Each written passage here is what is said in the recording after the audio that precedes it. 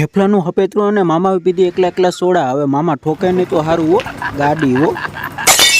જઈવો ગિરનારી ડાયરાને હા તો હું જઈ રહ્યો છું મારા ગામની ફેમસ મીઠાઈ લેવા, સસ્સી બાપાની દુકાને, જે વર્લ્ડ ફેમસ છે ને.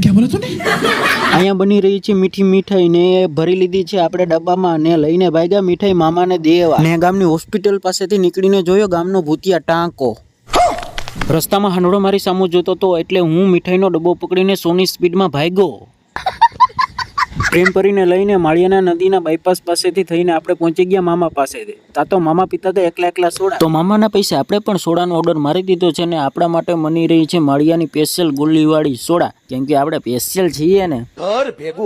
માળિયા જઈ પ્યાસા સોડા સેન્ટરમાં આપણે ગોલીવાળી સોડા પહેલા પીવી પડે ને આપણે સોડાની સલાહ મામાને પણ કરી, પણ મામાએ પાડી તદ્દન ના, કેમ કે એને ખાવો છે માવો.